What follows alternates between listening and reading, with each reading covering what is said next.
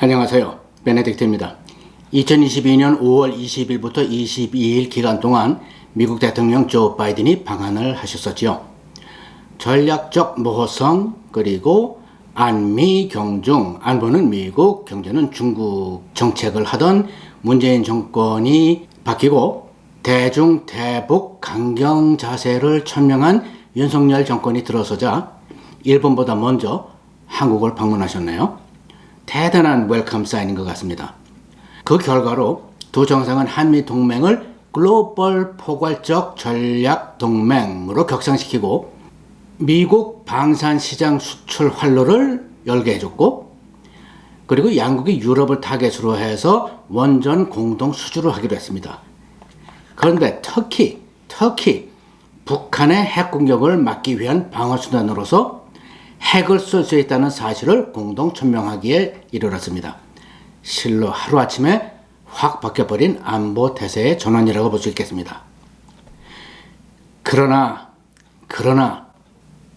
윤석열 정부가 쿼드 4자 안보회담에 한국이 참여할 것을 제안을 했는데 바이든 대통령이 신중론을 폈습니다.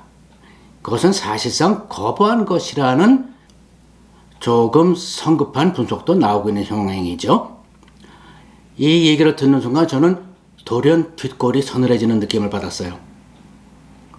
혹시 미국 정부의 깊은 곳에서는 1950년 미국의 태평양 방어선이었던 애처슨 라인이 한국을 포함하지를 않아서 6.25 전쟁이 일어나는데 일조한 것처럼 지금도 한국이 미국의 심리적, 군사적, 전략적 최종 방위선에서 혹시 제외되어 있는 것은 아닌지 하는 생각이 들어서였습니다.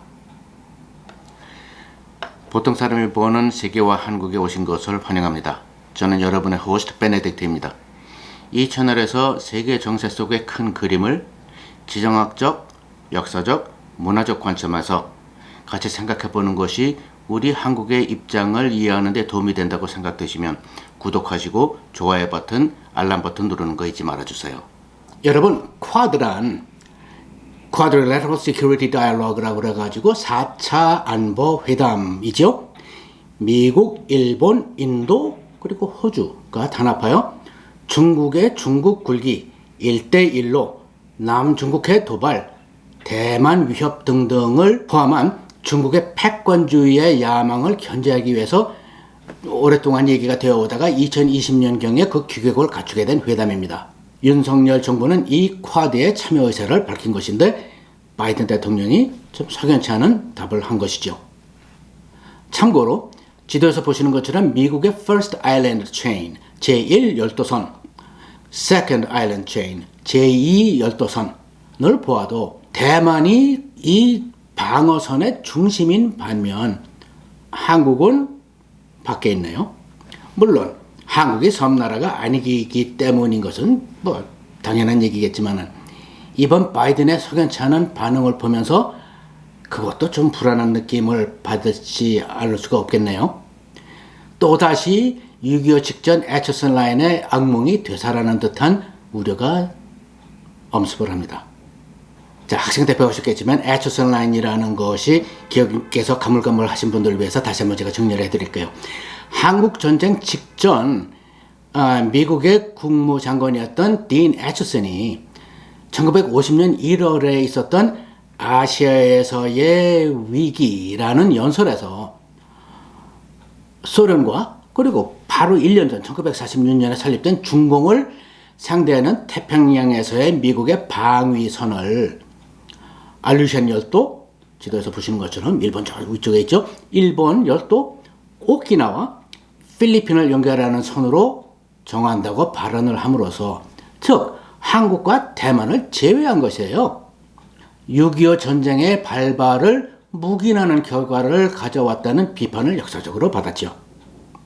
실제로 전 리처드 닉슨 대통령 당시 국무장관을 지내셨던 헨리 키신저의 책 On China를 보면 김일성이 스탈린과 모태동 사이를 불이 나게 왔다 갔다 하면서 자기가 하려는 남침을 살짝 반 거짓말들을 해가면서 스탈린이 오케이 했어요? 아니면 그 모택동도 오케이 했어요? 그러니까 이리저리 왔다 갔다 얘기를 옮겼다고 그럽니다.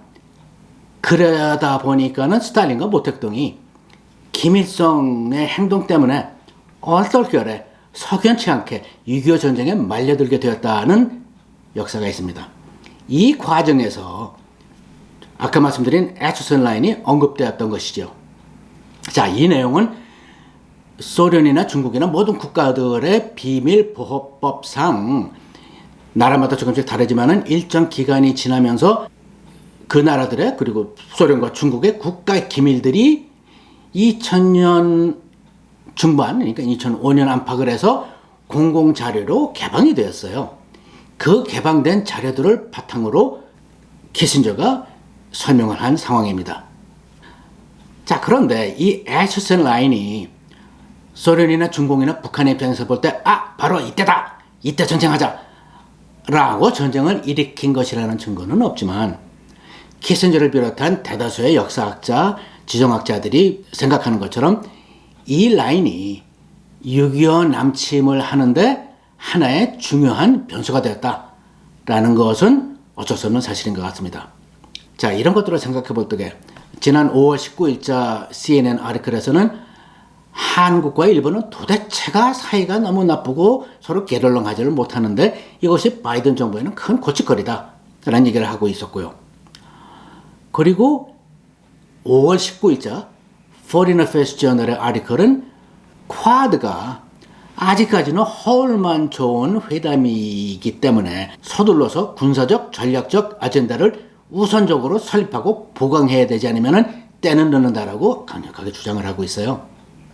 그런가 하면은 그 며칠 전 5월 17일 Foreign Affairs Journal의 아티클에서는 한국과 일본이 우크라이나 전쟁을 보면서 중국이 아시아 태평양 지역에서 보이는 위협을 생각해 볼 때 그야말로 정신 차리고 군사적 등등으로 서로 협력을 해야 된다고 점잖게 훈수두는 말을 하고 있더라고요.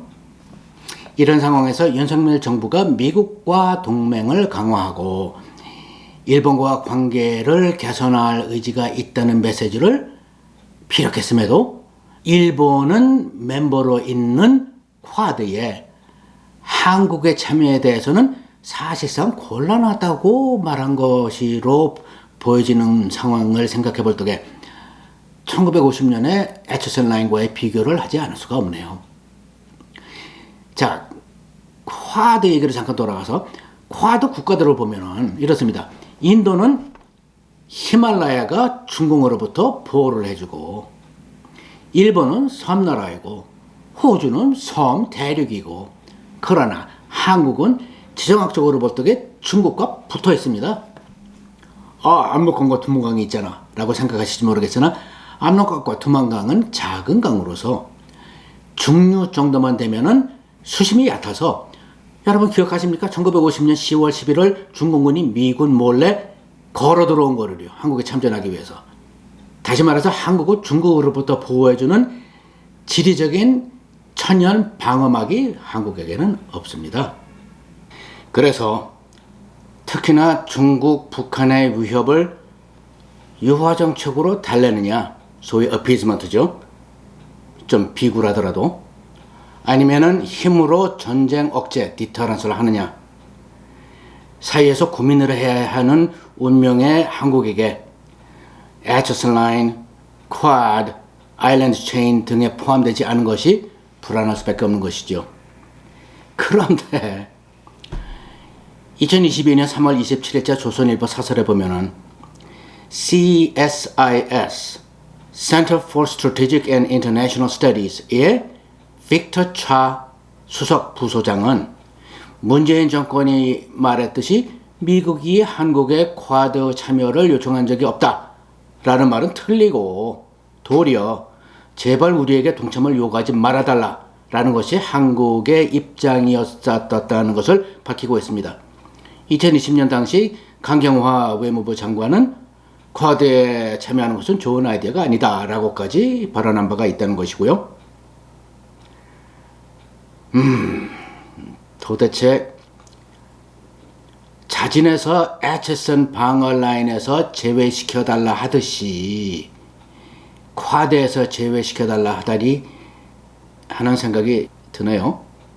그리고 국민에게 국가안보상 비밀에 붙여야 하는 것은 뭐 있다고 치고 그냥 입 다물고 가만히 있는 것이 아니라 왜 거짓말까지 일삼는 것인지 국민에다 대고 이런 문제에 대해서 참 거시기한 생각이 듭니다.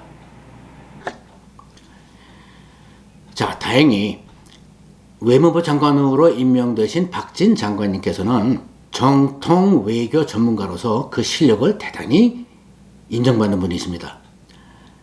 제가 직접 본 것은 아니지만 유력한 소식 통동을 통해서 저도 그동안 들어온 바로는 전 대통령들은 안보 외교 정책을 미국 대통령처럼 국무장관, 국무장관, 내셔널 시큐리티 애드바이저, CIA 국장들과 토론 때로는 경론을 통해서 결정하지 않고 이념의 틀 안에서 측근 동지 인사들과 결정을 해버리고 정작 외무부 장관에게는 심부름 내지는 통역을 시키는 수준의 업무 문화가 오랜 시절 내려왔다고 그러더군요. 믿기 힘든 얘기입니다만은 그렇다고 여러 번 얘기를 들었어요. 아무쪼록 윤석열 대통령께서는 자신 주변을 실질적으로 실력 있는 강요들로 채우시고 그들과 이성적인 합리적인 토론을 통해서 그 결과 대통령만이 혼자서 하게 되는 외로운 최종 결정들을 해나가시기를 바랍니다. 그렇게 된다면 저 같은 보통 사람들은 그래도 이제는 정말로 프로페셔널한 executive branch, 행정부를 가지고 우리 한국 국민들이 살고 있구나 라는 정도의 안도는 할 수 있을 것 같은 생각이 들어요. 여러분 생각은 어떠신지요? 감사합니다. 다음에 또 뵙겠습니다.